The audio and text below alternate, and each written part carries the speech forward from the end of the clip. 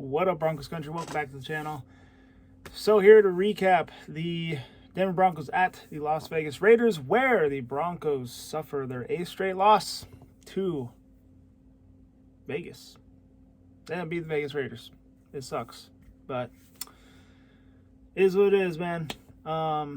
Just like last matchup, Raiders dominated us in the trenches. I said that in the preview video that the Broncos had to establish the run. I mean, when this offense can't run the ball, they can't throw it either. And that's exactly what happened. The Raiders did a really good job. Max Crosby really took over the game. They did not go back with the game plan they had in the first match, but I actually thought they had a good game plan that first matchup. But in this one, they're leaving Max Crosby one-on-one with Cam Fleming. And Cam Fleming stinks. I mean, I knew when Mike McGlinchey was out, I was like, oh, Lord, this could be a long day for the Broncos offense. I thought McGlinchey was going to play, but I guess, he was ruled out after I made the preview. And, yeah, that was a huge loss right there. That allowed Max Crosby to basically dominate the game. They didn't have Manhurts either, who's another good blocking tight end. So, yeah, they just left Cam Fleming on an island. They're like, you know what? We're going to let you go one-on-one and see what happens. Let's go. Yeah, it was terrible. So, guess we'll recap the game here in a little bit, talk about the top stories making this a day later. We have the national championship game tonight. That may have some implications on the draft for the Denver Broncos. The only good thing about losing this game, this is the only game where I was like, okay, is what it is. I mean, I wanted to win, but we, leaped in front of the Raiders in the NFL draft. Maybe that will be crucial this offseason. Who knows? We'll find out. Some winners and losers from this game.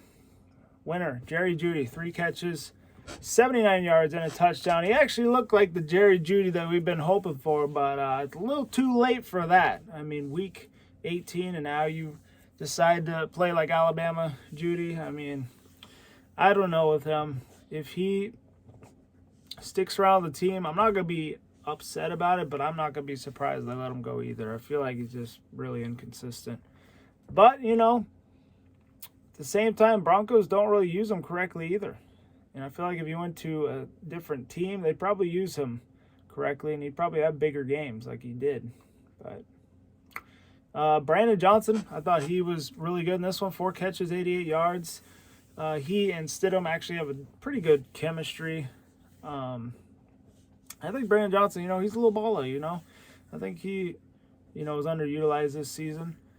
But, glad that he could showcase his talents Sunday. Like I mentioned, we got the 12th overall pick in the draft. We were the 14th pick until we lost, so we are now 12. So I guess that's all. It's an all right pick to have. I mean, we had an improved season, a lot better than last year, but still, we got lots of work to do. This is going to be a crazy offseason. I definitely expect some moves that are going to make Broncos country upset. But I feel like they're going to be moves that pay off later on. Some losers in this one. Vance Joseph. Reading here. Joseph's job shouldn't be safe. The defense played great. Came up with timely turnovers during the win streak, but the defense hasn't been wonderful during the final 5-6 weeks outside of the games against the Chargers. But, there's a better DC out there. Might have to go after him. See what happens. Cam Fleming, yes, he was losing this one. He sucked. I mean, I don't even know why we re-signed. I guess we re-signed him for the depth.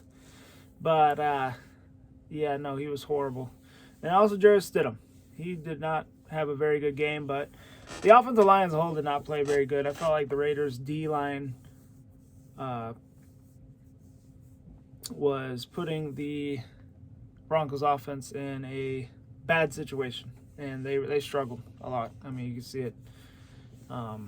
So, yeah, I mean, Sean Payton was hoping to get the spark benching Russell Wilson and putting in Stidham. They scored 30 points combined over the last 2 games. I don't think that was the spark that he was looking for.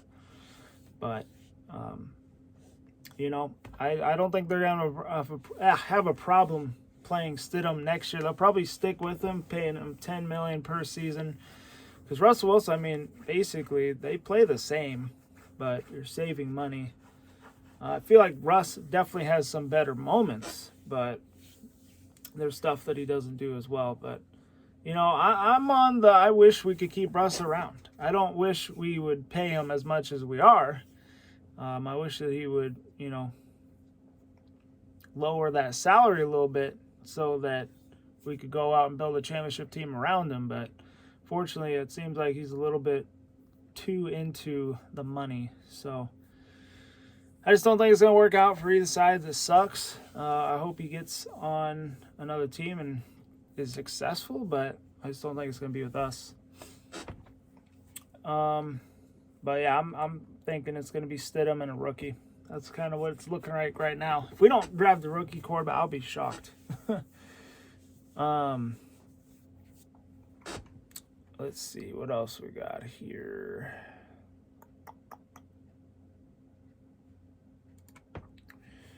All right.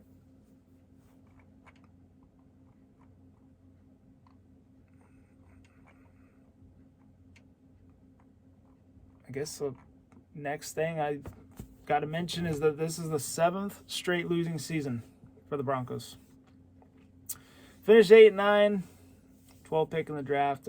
More losing seasons in the last 7 years than the previous 41 years. That's insane, man. We've been pretty spoiled. Like, we have been winners a lot, in recent history. Except for, this past decade almost. Has not been about that. It's been pretty rough, to be honest. A lot of Bronco fans take it better than others. There's some that I can't stand watching what they say. They're just like, nope, I'm done watching. I'm turning it off. It's like after, week 2 or something. They're like, I'm done watching this year. And then, they come back. They're like, oh, my God, yeah. But, this season has been a lot better than previous. We had the 5-game win streak. That was probably the best thing that happened since Super Bowl 50. Like, I was excited, man. I haven't felt that excitement in a long time, That 5-game winning streak was awesome. If they could build off of that and do something like that next year, I think they could definitely have a shot again at the playoff. They had a chance this year, but, when they lost to the Pats, that ended. I don't care what the statistics say. Said we had a 5% chance to make it out of that. No, it's basically you ain't going to make it, man. So, is what it is. Congrats to the Raiders, beating us again. I know their players were happy. They treated it like it was the Super Bowl. They were over there celebrating with the fans in the front row before the game was even over. They were off the kickoff, Kick it off, whistle blows, and then they're running over to the front row fans just celebrating with them, selfies and everything. I'm like, damn. I'm sorry, that's a loser's mentality right there. But they're smoking cigars after, beating New York teams and stuff like that. So that's what makes them happy. Then, That's kind of sad, but it is what it is, man. You guys got the 8-game win streak over us, so can't really say much until we beat you guys. But definitely sucks right now. Really does. So I guess enjoy your cigars since y'all swept us again. But hey, might have swept us, but we still finished with the same record. How about that? That's insane to me. We lost y'all twice. Still have the same record, though. So, next thing here. I think we'll save this for the end.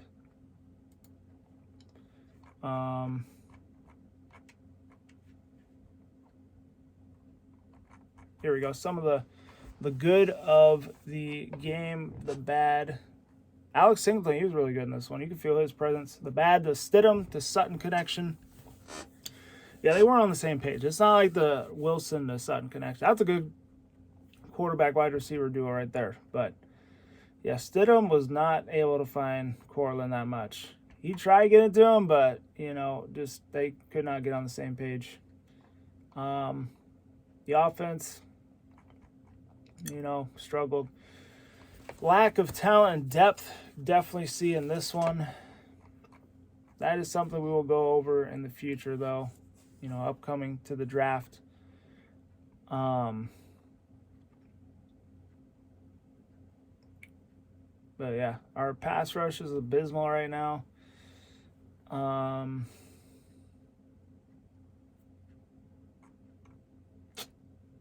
right, let's go over the recap for the game, and then we will talk about 5 players to watch for the national championship game that could impact the Denver Broncos. Then we'll end it. Anywho, all right, so let's go to the scoring summary first. So starting off the game, both sides, it was a very defensive battle until 1:44 in the first quarter. Then the Raiders scored a touchdown. It was Jacoby Myers. He had a 5-yard run. I mean, he was looking to throw, and then nobody on the left side. He just runs to the left and just takes it home. It's like, oh, all right, nice. So already starting with this defense. Second quarter, though, the Broncos were able to strike back.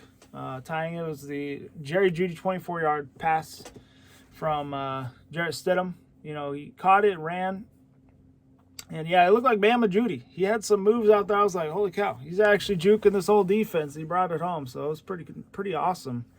After that, 3 minutes later, Raiders would score right back. They had a Daniel Carlson 49-yard field goal. That was good. Made it 10-7.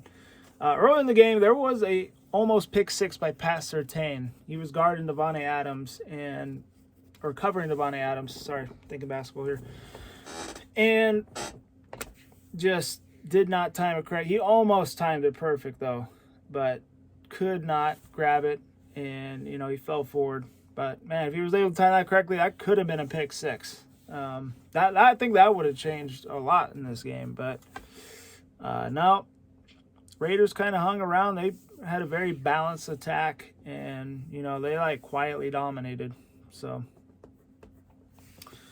that was an unfortunate thing that not happened. The Broncos had a bunch of chances, but they just weren't able to get anything going, really.